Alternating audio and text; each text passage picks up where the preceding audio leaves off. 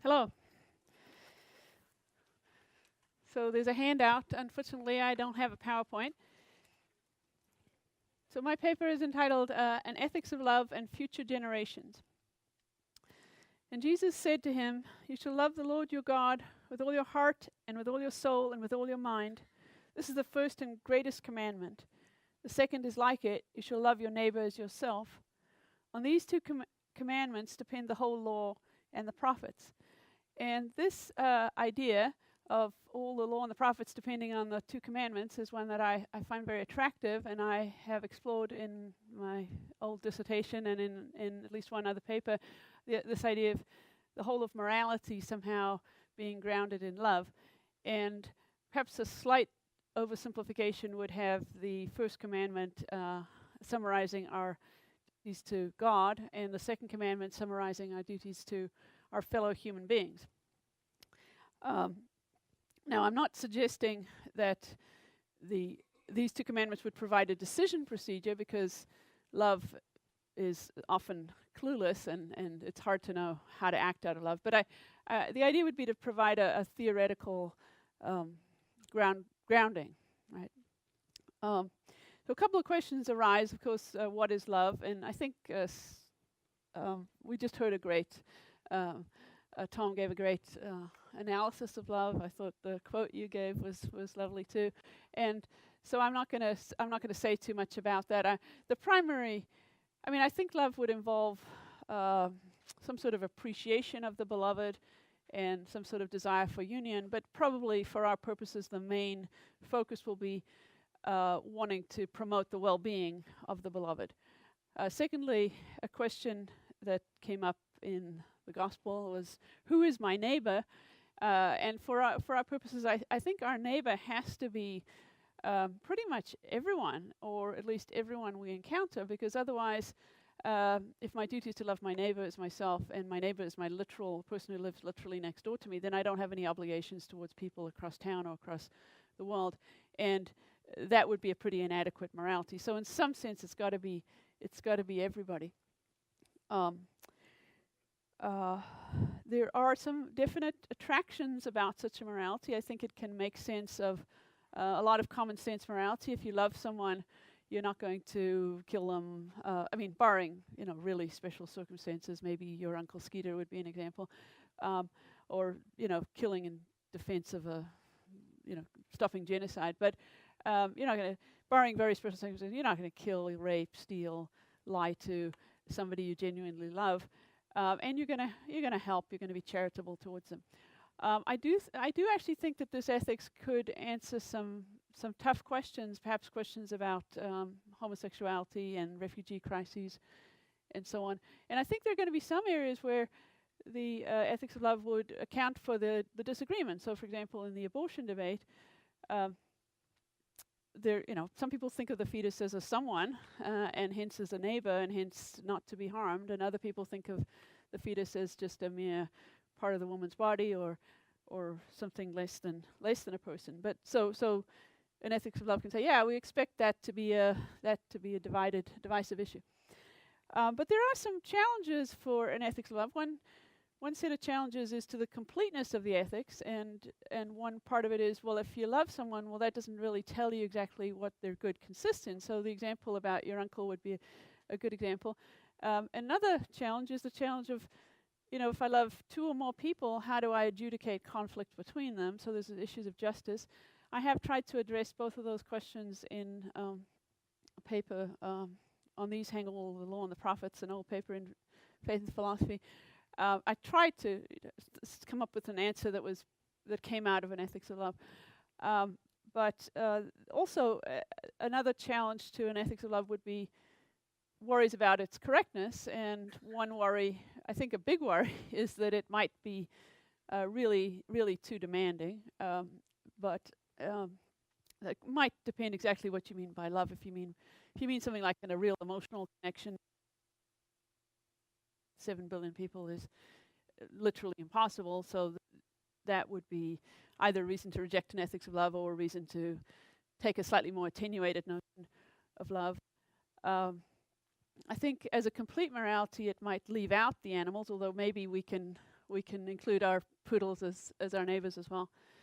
But the issue that I want to talk about today is the issue of love and future generations. And it seems to me that we have some obligations to future generations, particularly now in the world that we live in, that where we can make a difference, we can harm our environment in really serious ways that will affect people in future generations. This may not have been a problem back in Jesus' time. Presumably people couldn't, affect climate change back then, but we can.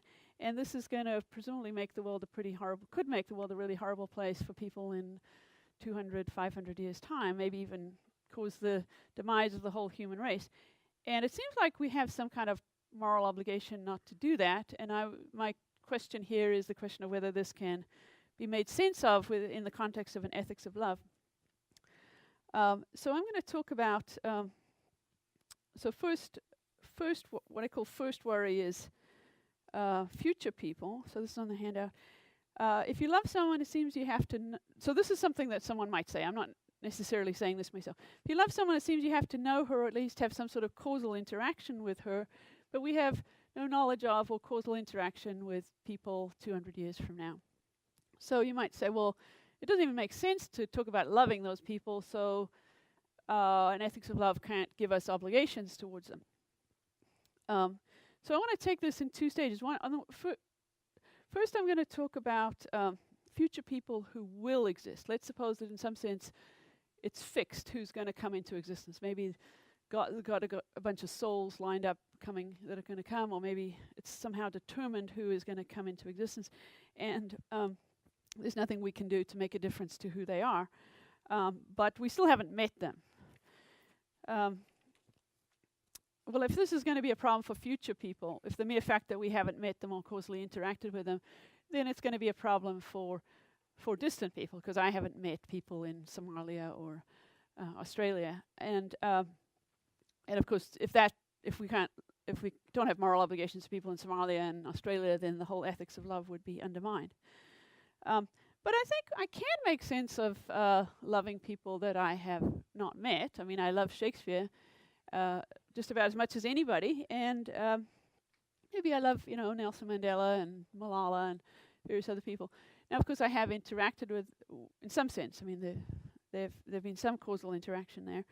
But I think I can make sense of loving people in distant places, like, I don't know about love exactly, but maybe that's my fault, but when I think about that little boy washed up on the beach, that little refugee boy, I can feel some sort of empathy, and I can feel very sad about what happened to him, and want to do things for other children like him.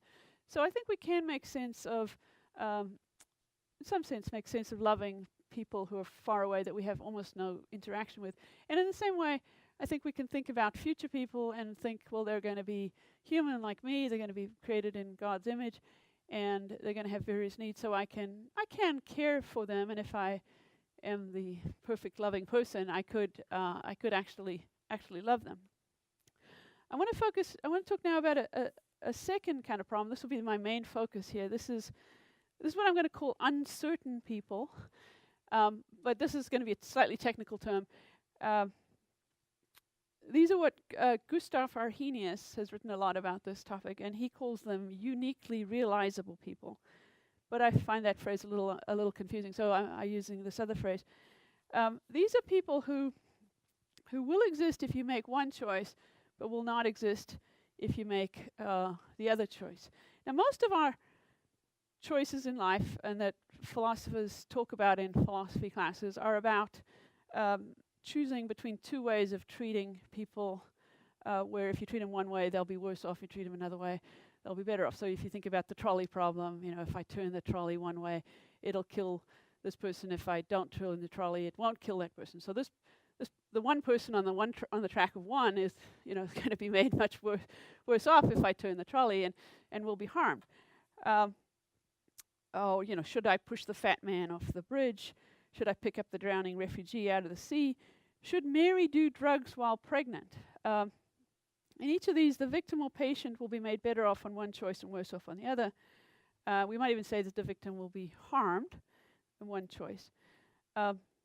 I think this is true even in the case of pregnant Mary, even if you think that the fetus is not a person.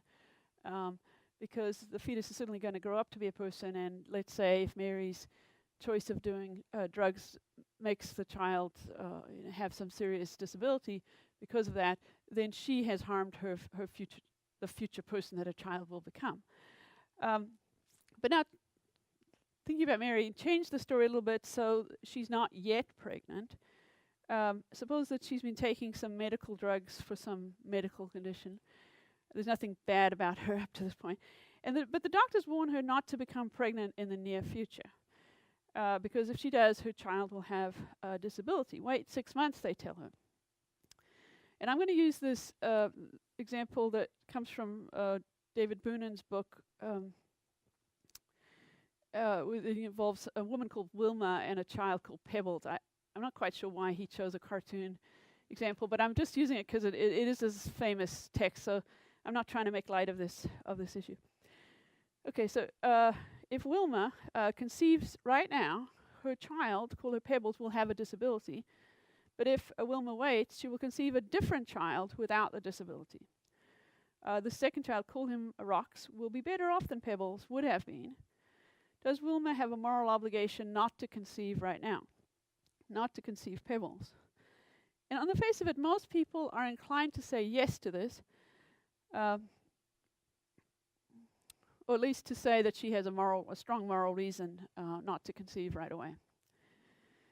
But on the other hand, Wilma would not be harming Pebbles because Pebbles is not made worse off than she otherwise would have been, unlike the fetus whose mother uses drugs.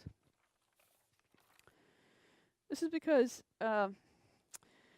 firstly, Pebbles' disability is not so bad. And let's stipulate that she would not be better off never having existed if we can make sense of that contrast. So she wouldn't have been better off if she didn't exist. And most importantly, Pebbles is what I'm calling an uncertain person. Pebbles is a person who would not exist if Wilma had acted differently. So if Wilma waits 6 months, she conceives a different child. And that, although that person would be better off, that person is not identical to Pebbles. So this is what's called the famous, what's called Handicapped child case. And it's been made famous by Derek Parfit, Josh Parsons, and David Boonan, and many others. And it's part of the non-identity problem. So the non-identity problem is, for those of you not familiar with it, is a problem about choices where our actions make a difference to who exists. So it's not like it's the very same person if I choose A or if I choose B. So I would like to focus on what, if anything, ethics of love has to say about this, and whether an ethics of love is better off or worse off with respect to this problem than other moral theories. So lots of examples have been offered to illustrate this issue. I'm going to say quite a bit about this handicapped child case, but I'm also going to talk about a case called depletion. This also comes up in Parfit, and in Arrhenius talks a lot about this. So here's the depletion case. Imagine a society, maybe it's our society, choosing between two different environmental policies. One, call it the green policy, is environmentally good, more solar, wind energy, more conservation, tax on carbon, etc. The other, call it the gray policy, is pretty much leaves things as they are, or at least maybe is allowing things to get the world to get very bad in terms of its environment. So the people and animals 200 years hence will be much better off on the green policy than on the gray policy. Let's just stipulate that. However, because identity is so fragile, because who you conceive is going to depend on, like whether you have sex today or tomorrow or wait a year or whatever. Because identity is so fragile, even modest changes in our behavior will lead to different people being conceived. Compare the green world and the gray world in 200 years' time. None of the people that exist then will be the same in those two worlds. The green people are better off than the gray people. So the green people stand to the gray people just as Rocks, the kid conceived in 6 months' time, stands to Pebbles, better off but not world mates. So here's an outline of this argument that Boonen lays out in his recent book. This is on your handout, about the middle of the first page. Wilma's act of conceiving now does not make Pebbles worse off than she would otherwise have been. Premise 2, if A's act harms B, A's act makes B worse off than B would otherwise have been. P3, A's act does not harm anyone other than Pebbles. P4, if an act does not harm anyone, it does not wrong anyone. P5, if an act does not wrong anyone, the act is not morally wrong. So conclusion, Wilma's act of conceiving Pebbles is not morally wrong. And you can think of these 5 premises and the denial of the conclusion as 6 things that you might think are plausible, and hence as an inconsistent sextet, right? Can't have them all. A few things worth noting here. I think the word harm is multiply ambiguous.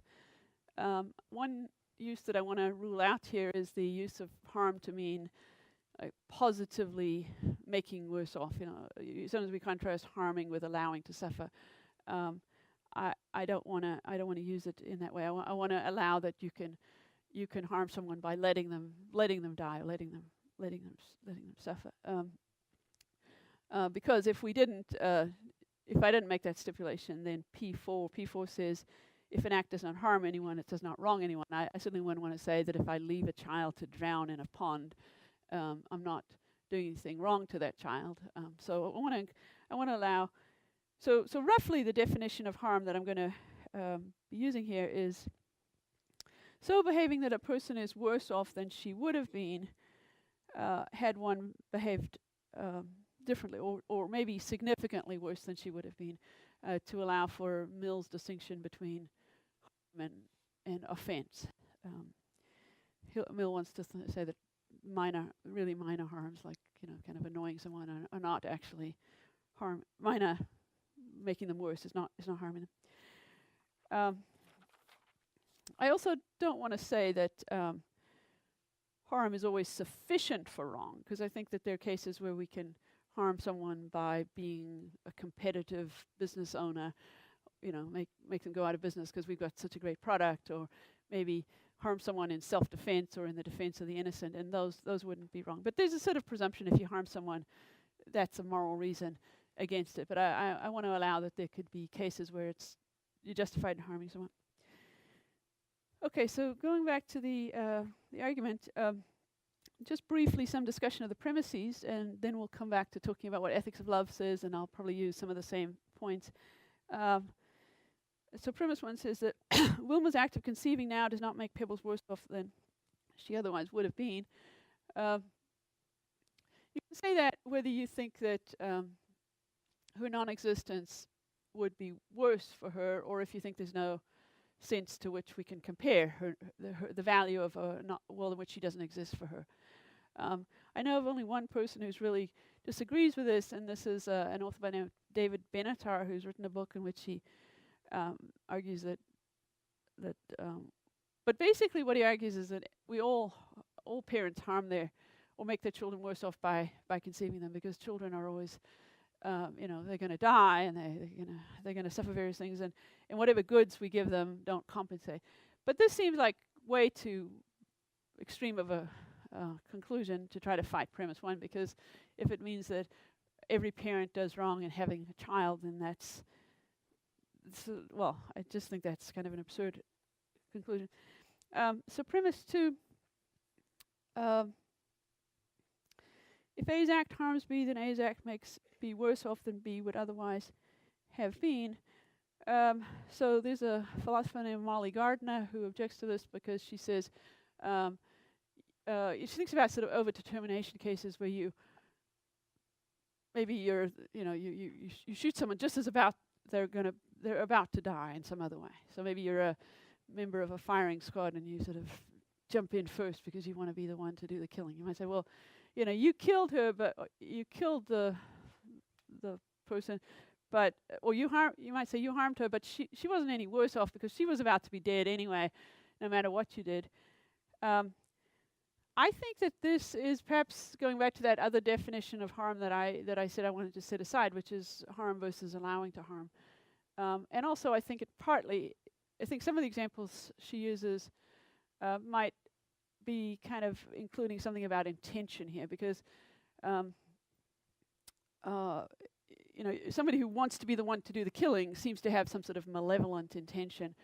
But if you think about a case where the killer is motivated by something good, like, if someone's about to be stoned to death, your friend's about to be stoned to death, apparently absolutely hideous way to die, and you go out and shoot him, you are presumably benefiting them, because you're preventing them from suffering a really, really excruciatingly painful death. So obviously intention has a big part of this, and of course, as you were saying, love involves a lot of, but we'll come to that later. But I completely agree that love would involve intentionally benefiting and intentionally not harming. So on premise 2, there are some people who want to define harm as bringing about a bad state for a person. And so they say, well, if Wilma knowingly makes it the case that Pebbles has a disability, then she's harmed her. But I think we have to be careful with that, because I think maybe there's a distinction between local and global harm, and we don't want to say, or maybe we do want to say, but so if a doctor does chemotherapy on a cancer patient and saves the patient's life, let's say that the patient would have died and doesn't, like my husband had chemotherapy 15 years ago and he's still healthy. Let's say that chemotherapy made a difference. It was pretty unpleasant while he went through it. So the doctors put him into a bad state, but it was definitely overall beneficial. And I think we want to say that's not harming, or else if we do want to say if it is harming, then harming is certainly not. That kind of harming is not even presumptively wrong. So I want to set that premise 3 aside. Premise 3, excuse me. Wilma's act does not harm anyone else. So the obvious candidates here would be Wilma herself, or Wilma's partner, if she has one, or the state, maybe grandparents, etc. And I think that obviously in typical cases where somebody conceives a child that has lots of needs, there's going to be some burdens on other people, but we can kind of stipulate, I think, that that's not the case with Wilma. Wilma is quite happy to have this child, and she's, let's say, a wealthy single woman who's quite capable of taking, or if she's married, her spouse is quite happy to participate in this. She's not imposing on the state in any way. But I think, in typical, so if we end up saying what Wilma did was fine, there's no moral reason not to do what Wilma did, you might still think that in many ordinary cases, people would have reasons not to do what Wilma did. So premise 4 says if an act does not harm anyone, it does not wrong anyone. And some people object to this by saying that there are other ways of wronging a person. You can treat them with disrespect, violate their rights. But I think the simple response to this is to say, yeah, that there may be other ways of wronging, but I don't think those apply in the case of Wilma. She's not. It might depend on her intentions, right?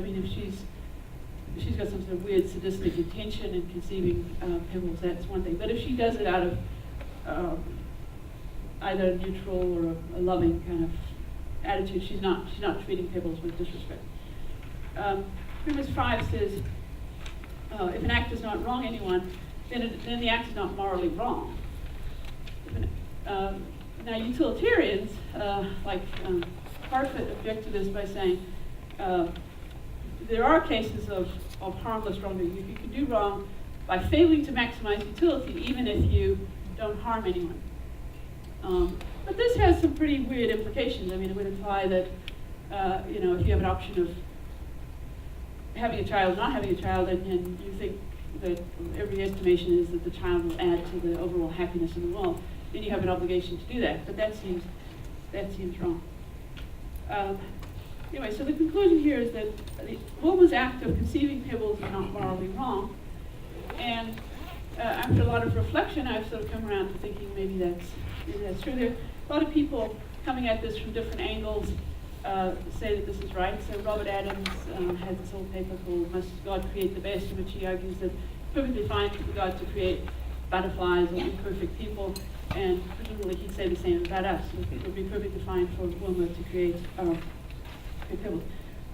Disability advocates, activists are quite up in arms about this argument, and maybe, I don't know, perhaps there's something offensive about my even giving it, but they worry that this kind of argument, or this kind of debate kind of suggests that people with disabilities shouldn't exist, and they think that that's totally pernicious point of view. David Boonen has some good examples of motivating this. So I think, accepting the conclusion here wouldn't be so bad. I'm sort of running out of time, so I want to hurry up a little tiny bit.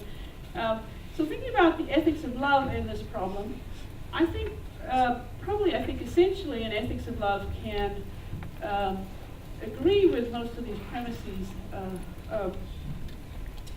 Definitely disagree with Parfit's view about maximizing utility. And I think love is really essentially focused on individuals. It's very de re, and this idea that love would give us this obligation to sort of produce more happiness, not happiness that's not kind of embedded in particular people.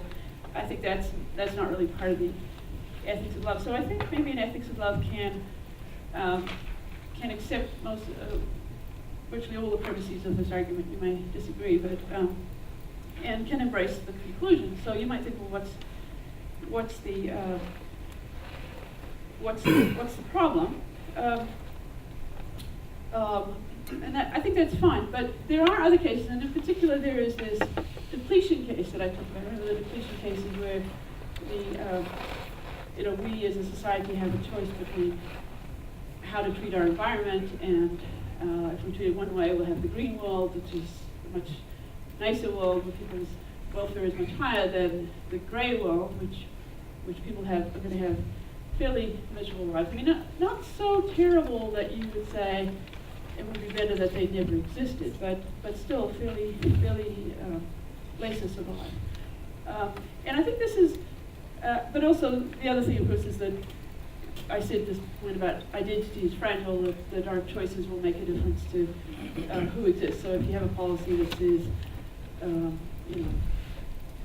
conserve energy, don't drive, then that might make a difference to when people, have sex and when people conceive children.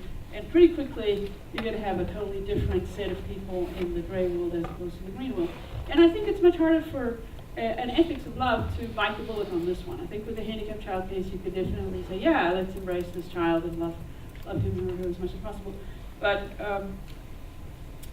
it seems doesn't fit very well with ethics of love to say, oh, well, let's just mess up the world for people 200 years. Hence, that seems too harsh.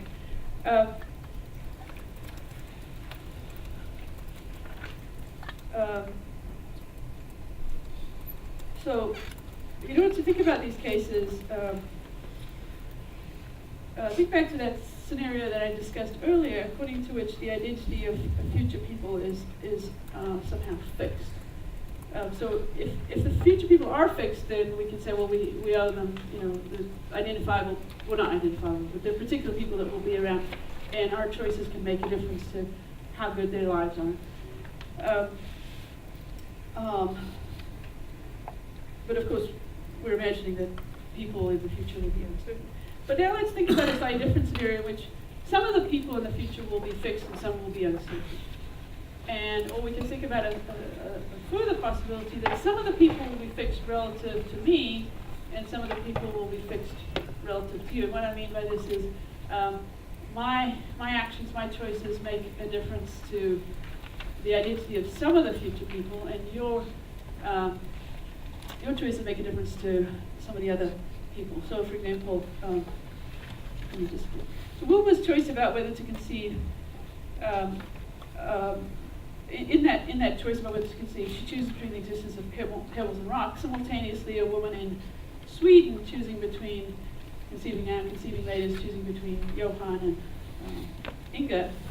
If both women go ahead and conceive right now, let's say Pebbles and Johan can conceive, then relative to Wilma Pebbles is uncertain and Johann is fixed.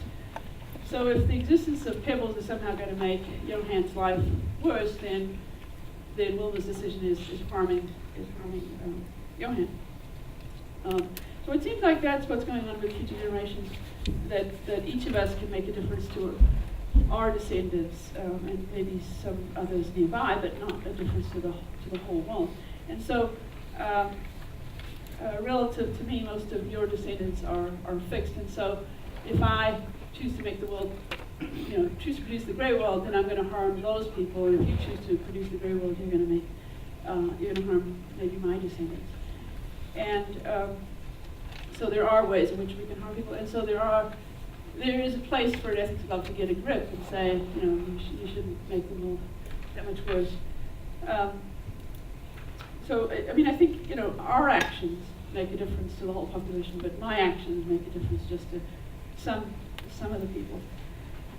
Because we don't know which of the people are going to be fixed and which are going to be relative uncertain, but we have a reason to try to make the world a better place. Now, of course, one worry you might have here is, well, in 1,000 years' time, maybe everyone in the world is going to be uncertain relative to me. I sometimes ask my students to think about how many take William the Conqueror, who lived back 1,000 years ago.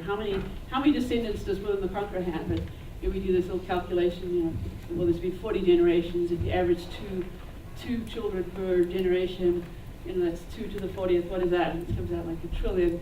Obviously, there's going to be a little bit of intermarriage. So maybe William the Conqueror has a billion descendants thereabouts. But so his actions made a difference to those people, and obviously indirectly a lot of other people. So you might think, well, in 1,000 years' time, my choice about when to conceive is going to make a difference to the entire population. So everyone 1,000 years from now is uncertain relative to me. But I don't think that has to be so much a problem, because even if we say ethics of love doesn't give us a reason to make the world a much better place 1,000 years from now, it does give us a reason to make the world a better place 200-300 years from now. And so it's not that likely that we'd be able to make the world a much better place in 200 years' time, but at the same time make it worse in 1,000 years. I don't know if we could.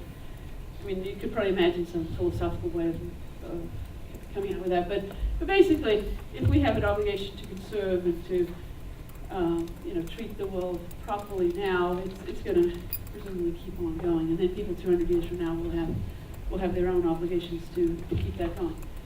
So I think in the end, an ethics of love can respond to this, and so I think this problem about future generations doesn't have to be a special problem for an ethics of love.